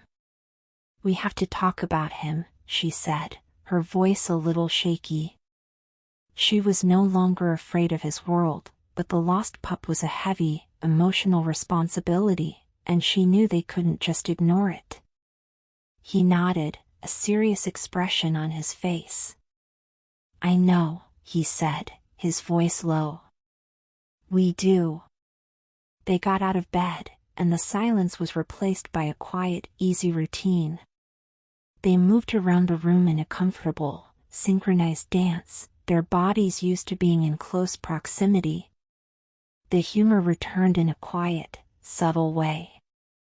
Taylor, his wolf still a little sleepy, almost walked into the wall, and Allison let out a small, genuine laugh. He just shook his head, a small grin on his face. When they went downstairs, the lost wolf was still curled up on the rug near the fireplace, its small, fragile body trembling slightly in its sleep. It looked so young, so lost, so alone. The friends were already awake, a quiet, serious energy in the room. They had talked about the pup all morning, their voices low and concerned. "He hasn't woken up yet," Maya said, her voice filled with a quiet, profound sadness. She was an empath, and she could feel the pup's deep, abiding terror. Allison walked over to the pup and knelt beside him, her touch gentle and reassuring. The pup's body, which had been tense, instantly relaxed under her touch. Her hand, a simple human hand, had a calming, healing presence that even the wolves in the room couldn't replicate. "We have to find his pack," Liam said, his voice practical and firm. "He can't stay here." Allison looked up at Taylor, her eyes filled with a quiet plea. She knew that he, too, was a protector, and his first instinct was to find the pup's family. But she also knew that a lost pup, once exposed to humans, could never truly go back. The knowledge was a shared, painful understanding between them. "I don't think we can," Allison said, her voice soft but firm. "He's too afraid of wolves. I think he's been abandoned. Or something worse." Taylor knelt beside her, his body a silent, strong presence. He placed a hand on her back, a simple, supportive gesture that told her he was with her. "She's right," he said, his voice a low, steady rumble. "I can't find any traces of his pack. He's been on his own for a long time. He's a wild animal, but he's not a threat. He's just lost." Liam's face was a mixture of confusion and a quiet admiration. "But what do we do?" he asked. "He can't stay here forever. And a wild wolf, it's a danger to himself and to others." Allison took a deep breath. She had been thinking about this all morning. She looked at Taylor, and he, in a silent signal, gave her the floor. He was a beta, a leader, and he was letting her, a human, lead this conversation. "I've been doing some reading," she said, her voice a little shaky but determined. "There are places, sanctuaries, where they take in wolves who are too wild to be pets but too gentle to be rogues." Liam scoffed. "Sanctuaries? Allison, a wild wolf is not a dog. You can't just send him away." "He has a point," Taylor said, his voice low. A wild wolf is a part of his pack. He needs his kind. He can't just go to a human place. But Allison didn't back down. I know that, she said, her voice a little more forceful now. But what if there is no pack to go back to? What if he was abandoned? What if this is his only chance? She looked at Taylor, her eyes pleading. He trusted me. He didn't trust you. He trusted me, a human, and that has to mean something. Taylor looked at her, and his face, which had been filled with a quiet, paternal sorrow, now had a new expression on it. It was a look of profound respect. He had been so used to seeing her as the human who couldn't understand his world. But she was not only understanding it, she was offering a solution that he, with all his wolf instincts, would have never considered. He looked at Liam, his expression firm. We're not going to abandon him, he said, his voice a low, commanding rumble. We're going to find a place for him. A place where he can be safe. A place where he can be with his own kind, but also be cared for. Liam nodded, his expression softening. He trusted Taylor's judgment, and he trusted Allison's empathy. The two of them, a human and a wolf, had come to a conclusion that was both compassionate and pragmatic. The rest of the day was spent on the phone, calling different sanctuaries, different wildlife reserves, different animal hospitals. It was a long, exhausting process. Allison, with her human-side knowledge of how to navigate bureaucracy, handled most of the phone calls. Taylor, with his wolf's ability to sense people's emotions and intentions, was a silent, but helpful, presence beside her. They were a team. A real, working team. The day ended with a phone call to a sanctuary in Wyoming, a beautiful, sprawling nature reserve that cared for wolves who couldn't be in the wild. The owner, a soft-spoken woman who had spent her life caring for wolves, listened to their story and, after a long, quiet pause, agreed to take him in. Allison, with tears in her eyes, hung up the phone. She had done it. She had saved him. That night, as the friends were all gathered around the fireplace, telling stories, Allison and Taylor were huddled together on the couch, watching the pup sleep. He was still small and fragile, but he was safe now. His small body was curled up into a ball, his breathing slow and even. Allison leaned her head on Taylor's shoulder, a quiet sense of peace settling over her. We did it, she whispered.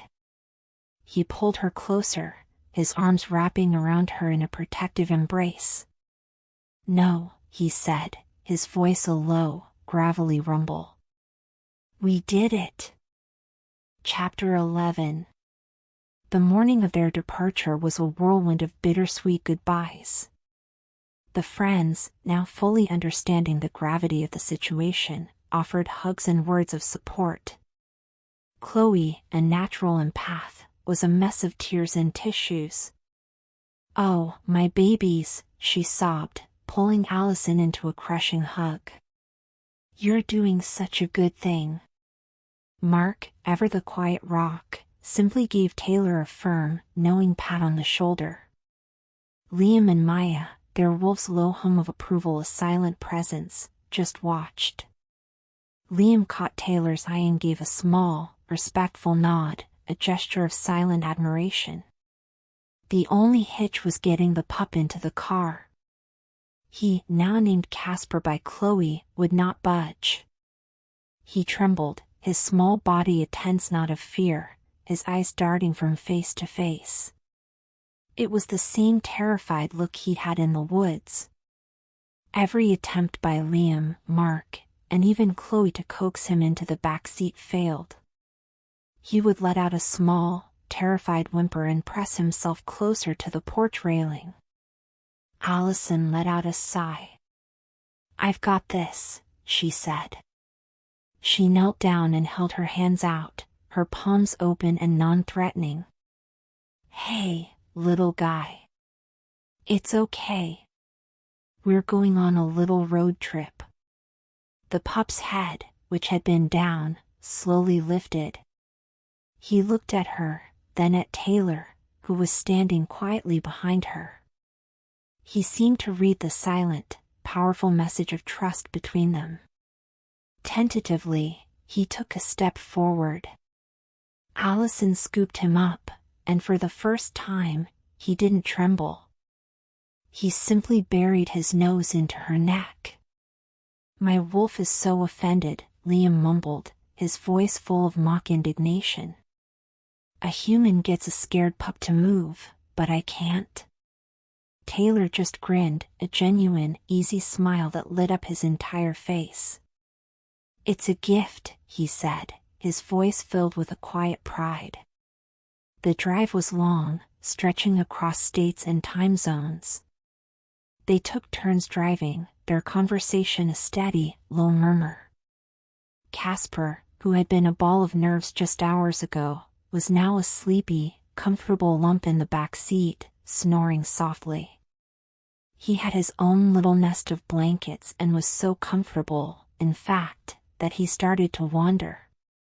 At one point, Allison looked in the rearview mirror and saw a furry body trying to squeeze between the front seats. "Taylor," she said, her voice filled with a quiet humor. "We have a co-pilot." Taylor looked over and let out a chuckle, a low, warm sound. He reached back and scratched the pup's head, his touch gentle. "Casper, you stay back there. You're a passenger, not the captain." "This is ridiculous," Allison said, but her voice was filled with a soft, quiet joy. "You're driving a pup across the country to a wolf sanctuary. This is the most romantic thing anyone has ever done." Taylor's hand found hers on the center console. He squeezed it gently. "No," he said, his voice low and serious. "The most romantic thing is that we're doing it together." The humor faded as the miles rolled on, replaced by a deep, meaningful conversation. They talked about the past, about the fears that had driven them apart, about the little moments that had built up into a great divide. Allison admitted her profound sense of powerlessness, and Taylor, in turn, confessed that he had felt like a failure because he couldn't protect her from her own fears. "I thought I had to be perfect for you," he admitted, his eyes fixed on the road. "That I had to be this strong, invincible alpha. And when I couldn't be, I shut down. I thought that if I couldn't be the perfect wolf for you, I was nothing at all." Allison's heart ached for him. "And I thought I had to be the perfect human mate," she said, her voice trembling. "I had to be brave, and strong, and fearless. I thought that if I couldn't be that, I was failing you." The conversation was a catharsis, a painful but necessary journey through their shared trauma. It was the most honest they had ever been. By the time they reached the sanctuary, the sun was a warm, golden ball, sinking into the horizon. The sanctuary was a beautiful, peaceful place, a sprawling green landscape filled with the quiet rustle of trees and the gentle murmur of unseen wolves. The owner, an older woman with kind, knowing eyes, greeted them.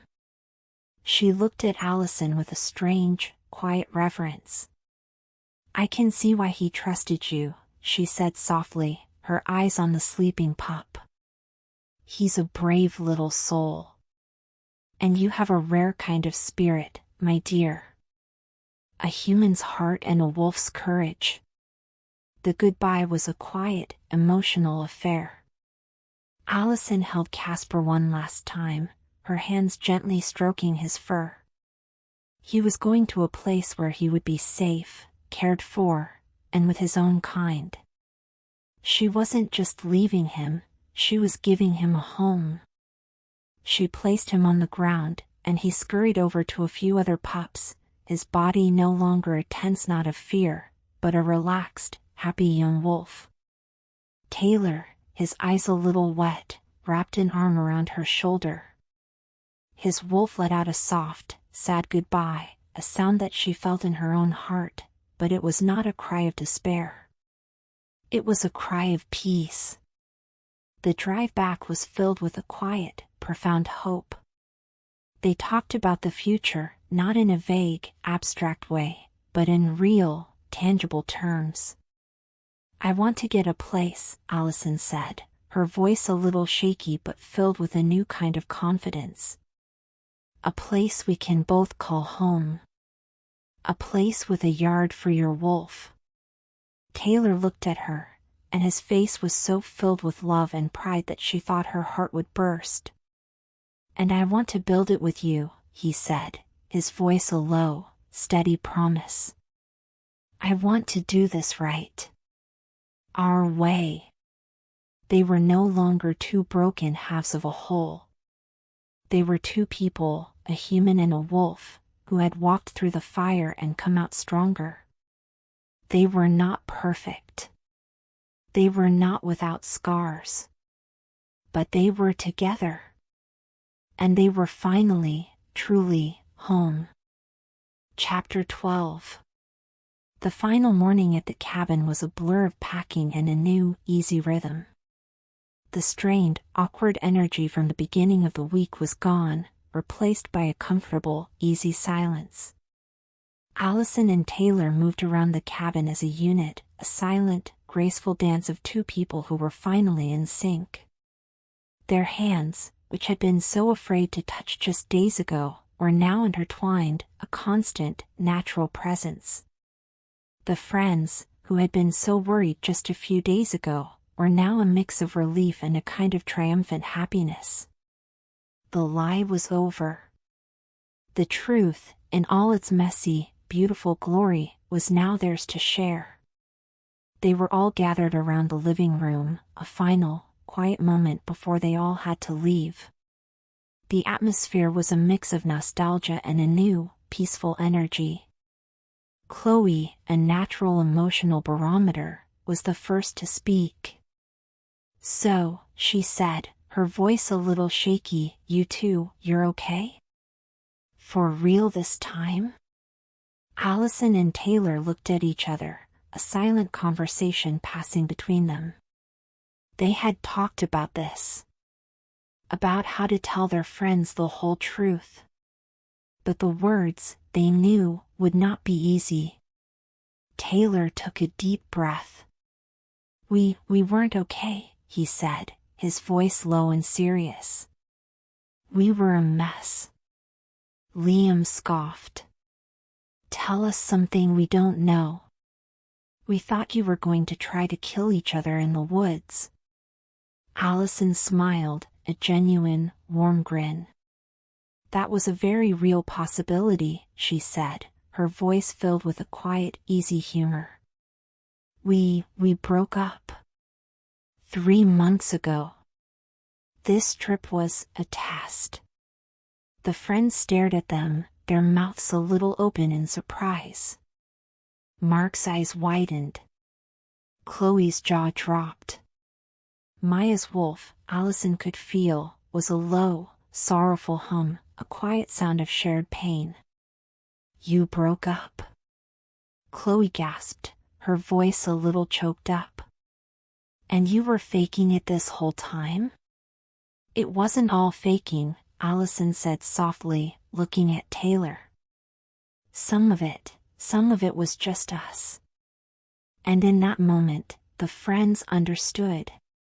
They saw the quiet, comfortable ease between them. They saw the way Taylor's hand found Allison's, the way she leaned her head on his shoulder, a silent, powerful gesture of a love that had never truly left. Taylor then told them the whole story. He told them about the night they had broken up, about the pain, the silent torment of the past few months.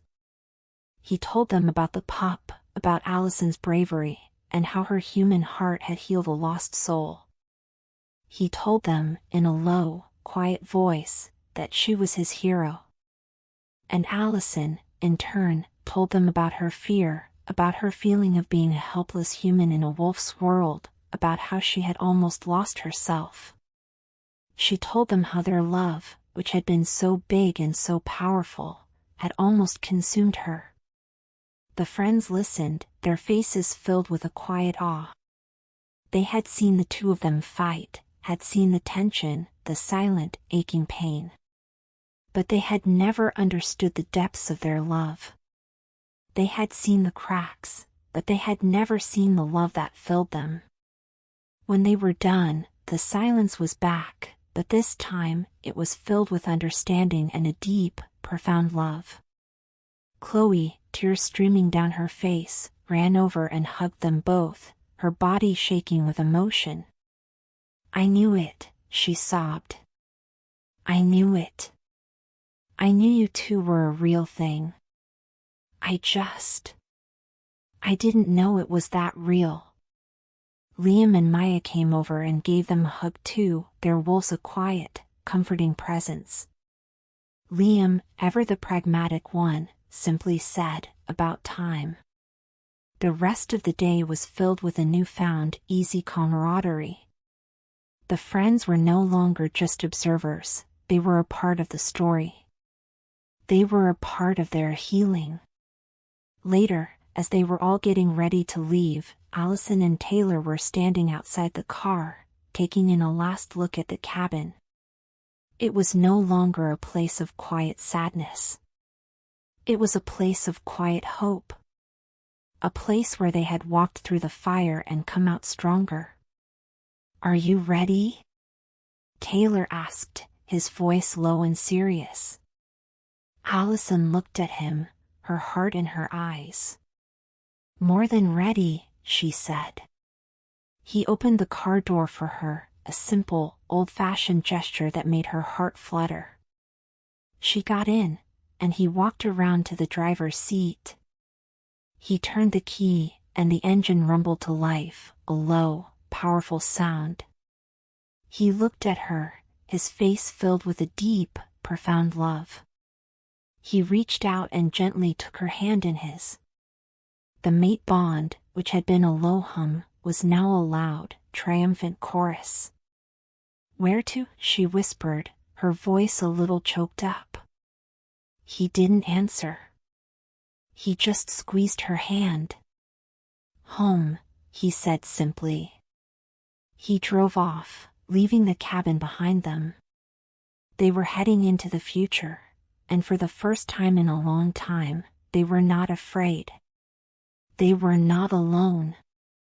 They were not two halves of a whole. They were one. If you loved this story, make sure you're subscribed to my channel. Hit the bell icon to turn on notifications so you'll be the first to know when I drop my next story. What do you think? Does second chance love really exist? Drop your answer in the comments, and I'll see you next time.